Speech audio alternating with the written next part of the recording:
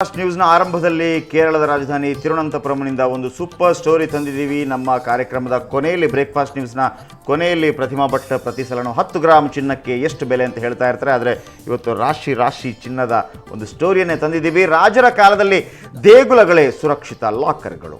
ನಾವು ಬ್ಯಾಂಕ್ಗಳಲ್ಲಿ ಹೇಗೆ ಹಣ ಇಡ್ತೀವೋ ಹಾಗೆ ರಾಜರು ಸಹ ರಿಸರ್ವ್ ಫಂಡ್ ಅಂತ ಒಂದಷ್ಟು ಸಂಪತ್ತನ್ನು, ಆಗ ಬ್ಯಾಂಕ್ ಇರಲಿಲ್ಲ, ಹಾಗಾಗಿ ದೇವಾಲಯಗಳಲ್ಲಿ ಅಡಗಿಸಿ ಇಡ್ತಿದ್ರು. ಅಂತಹ ಒಂದು ಭಂಡಾರ ಈಗ ತಿರುವನಂತಪುರಂನ ಪದ್ಮನಾಭ ಸ್ವಾಮಿಯ ಸನ್ನಿಧಿಯಲ್ಲಿ ಪತ್ತೆಯಾಗಿದೆ. ಅಲ್ಲಿರುವ ವಜ್ರವೈಡೂರ್ಯ ಹೇಗಿದೆ ನೋಡಿ.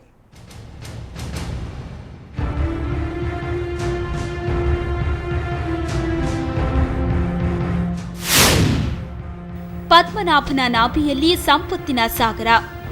ಕೇರಳದ ತಿರುವನಂತಪುರಂನ ಶ್ರೀ ಪದ್ಮನಾಭ ಸ್ವಾಮಿ ದೇವಾಲಯದಲ್ಲಿ ಅಪಾರ ಪ್ರಮಾಣದ ರತ್ನಾಭರಣಗಳು ಪತ್ತೆಯಾಗಿವೆ. ಸುಪ್ರೀಂ ಕೋರ್ಟ್ ಆದೇಶದಂತೆ ಈ ದೇವಾಲಯದ ಆಸ್ತಿಪಟ್ಟಿ ತಯಾರಿಸುವ ವೇಳೆ ಇವು ಪತ್ತೆಯಾಗಿವೆ. ದೇವಾಲಯದ ನೆಲಮಾಳಿಗೆಯಲ್ಲಿನ ಸೀಕ್ರೆಟ್ ಚೇಂಬರ್ಗಳಲ್ಲಿನ ತಪಾಸಣೆ ವೇಳೆ ಕೋಟ್ಯಾಂತರ ಮೌಲ್ಯದ ಬೆಲೆ ಬಾಳೋ ಬಂಗಾರ, ಬೆಳ್ಳಿ ಹಾಗೂ ವಜ್ರಾಭರಣಗಳು ಪತ್ತೆಯಾಗಿವೆ. ರಾಜರ ಕಾಲದ ದೇಗುಲ. ಶ್ರೀ ಪದ್ಮನಾಭ ಸ್ವಾಮಿ ದೇಗುಲ ಒಂದು ಐತಿಹಾಸಿಕ ಕ್ಷೇತ್ರ. 18ನೇ ಶತಮಾನದಲ್ಲಿ ರಾಜ ಮಾರ್ತಾಂಡ ವರ್ಮನ ಕಾಲದಲ್ಲಿ ಇದರ ನಿರ್ಮಾಣವಾಗಿದೆ.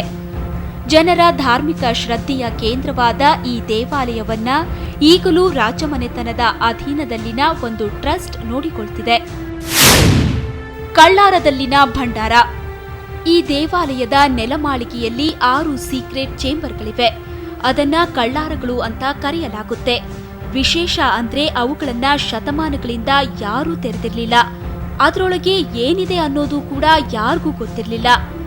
ಆದರೆ ತಲತಲಾಂತರಗಳಿಂದ ಅಪಾರ ಪ್ರಮಾಣದ ಬೆಲೆ ಬಾಳೋ ಸಂಪತ್ತು ಅದರೊಳಗೆ ಸಂಗ್ರಹಿಸಿಡಲಾಗಿದೆ ಅಂತ ಭಕ್ತರು ನಂಬಿದ್ರು. ಈ ಸಂಬಂಧ ಬಂದ ಖಾಸಗಿ ಅರ್ಜಿಯನ್ನ ಪರಿಗಣಿಸಿದ ಸುಪ್ರೀಂ ಕೋರ್ಟ್ ದೇವಾಲಯದ ಆಸ್ತಿಪಟ್ಟಿ ತಯಾರಿಸಲು ಸಮಿತಿಯನ್ನ ರಚಿಸಿತು. 700 ಕೋಟಿ ಮೌಲ್ಯದ ಸಂಪತ್ತು. ಕೋರ್ಟ್ ಆದೇಶದಂತೆ ಕಾರ್ಯಾಚರಣೆಗಿಳಿದ ಸಮಿತಿ ಓಪನ್ ಮಾಡಿರೋದು ಇನ್ನೂ 3 ಚೇಂಬರ್ಗಳನ್ನ. ಆಗಲೇ ಸುಮಾರು 700 ಕೋಟಿಗೂ ಅಧಿಕ ಮೌಲ್ಯದ ಸಂಪತ್ತು ಪತ್ತೆಯಾಗಿದೆ. ಇದರಲ್ಲಿ ಅತ್ಯಂತ ಬೆಲೆ ಬಾಳೋ ರತ್ನಖಚಿತ ಕಿರೀಟಗಳು, ಬಂಗಾರದ ಆಭರಣಗಳು, ಚಿನ್ನ ಲೇಪಿನ ಸಾಮಗ್ರಿಗಳು, ವಜ್ರದ ಹರಳುಗಳು, ಬೆಳ್ಳಿ ಹಾಗೂ ಕಂಚಿನ ಸಾಮಗ್ರಿಗಳು ಸೇರಿವೆ. ಶ್ರೀಮಂತ ಭಾರತದ ಪುರಾತನ ದೇವಾಲಯಗಳಲ್ಲಿ ಇಂತಹ ಸಂಪತ್ತು ಸರ್ವೇ ಸಾಮಾನ್ಯ. ರಾಜರ ಕಾಲದಲ್ಲಿ ನಿರ್ಮಾಣವಾದ ಇಂತಹ ದೇವಾಲಯಗಳಲ್ಲಿನ ಅದೆಷ್ಟೋ ಸಂಪತ್ತು ವಿದೇಶಿ ದಾಳಿಕೋರರಿಂದ ದೇಶದ ಹೊರಗೆ ಸಾಗಿಸಲ್ಪಟ್ಟಿವೆ. ಆ ದುಷ್ಟರ ಕಣ್ಣಿಂದ ಮರೆಯಾಗಿದ್ದ ಕೆಲವೇ ದೇವಾಲಯಗಳಲ್ಲಿ ಇನ್ನೂ ಅವು ಉಳಿದುಕೊಂಡಿವೆ. ಬ್ಯೂರೋ ರಿಪೋರ್ಟ್, ಸುವರ್ಣ ನ್ಯೂಸ್ 24/7.